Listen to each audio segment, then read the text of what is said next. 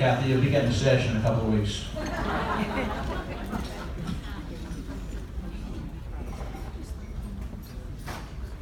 Well, good evening, everybody. Thank you, thank you, thank you. I can't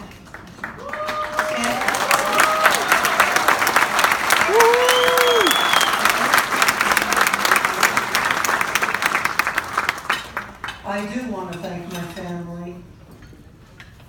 Very successful family, but we had many struggles. And they have been my backbone, my strength, my whole life. To my sisters that are here, to my brother, who is not, but he's here in some ways. Thank you for all you've done for me. My nieces and nephews are here from Kansas, and those in Brooklyn, and those that came from Westchester, thank you. To all my colleagues and friends where we fought the good fight, remember? And we did such good work. Thank you for remembering me, because at every Regents meeting, Commissioner and Chancellor, you can hear this. When I vote, I always think of you. I think of the children, but I always think of you because you are in loco parentis.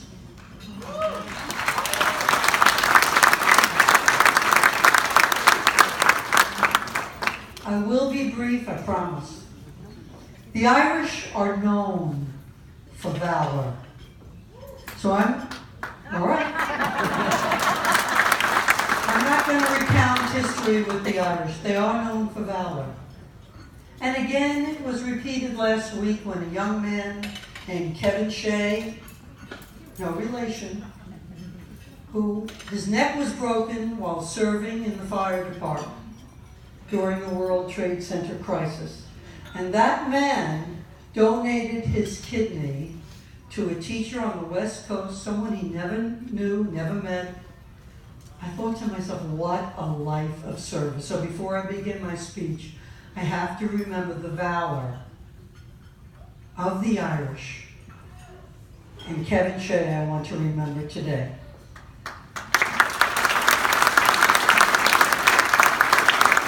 In all of my meetings over the years, where I have attended meetings, Irish meetings, Irish parties, etc., I have never heard one group mention this particular group. Never heard anybody mention this particular group of people.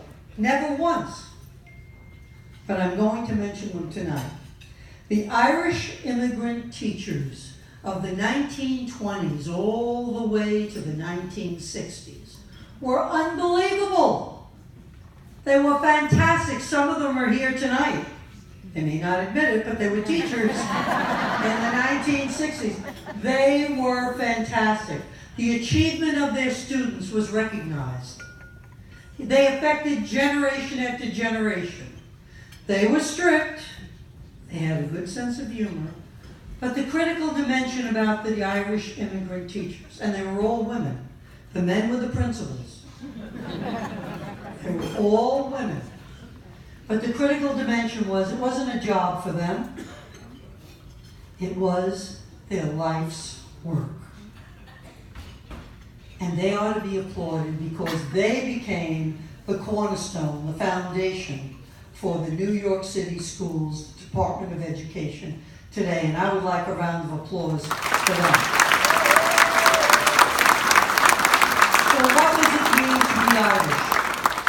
What does it mean to be Irish? It means you have a life of service. It means you have a life of caring for others and a sense of courage to take risks on behalf of a cause greater than ourselves. It means you have great faith. And it means you have a love of everything Irish. The bagpipes, the dance, the culture, and the humor. My brother Jim Shea, our brother Jim Shea, recently passed in August. He was the personification of an Irish gentleman.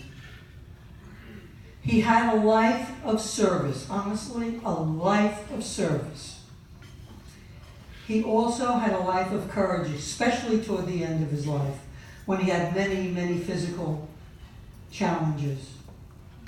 And I remember going to Regents meetings and calling Jimmy and calling my sister-in-law Carol and my sister Margaret and asking them to pray for me. And he always said the rosary. Unabashedly, the rosary, remember the rosary? Repetitious prayer.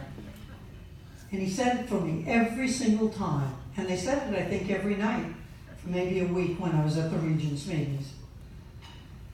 And Jimmy would have loved tonight because he loved bagpipes.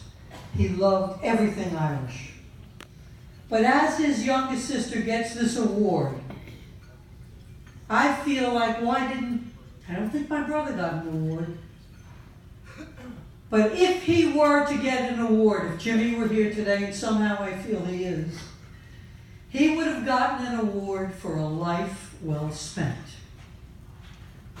And if you meet his children, who are here today, and his wife, Carol, Maureen, Patty, Eileen are here. Jimmy was going to be here. It never happened. You will see there are people of substance and people of character, and you will know that Jimmy's life was well spent. And I know my brother would want me to say to you tonight, to all of the unsung heroes who are not getting an award, but should have maybe, that live a life of faith and live a life of courage and live a life of service and a love of everything Irish. To all the Jim Shays out there, man or woman, child or an adult, who are fighting the good fight, running the race and keeping the faith, we salute you, we praise you, and we thank you.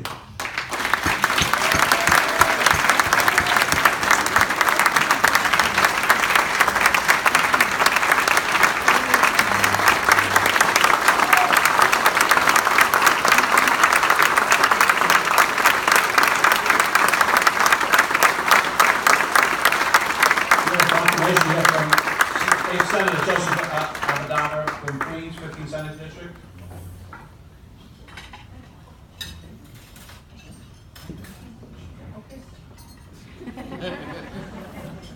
Let's give a hand for Dr. Ketchum again.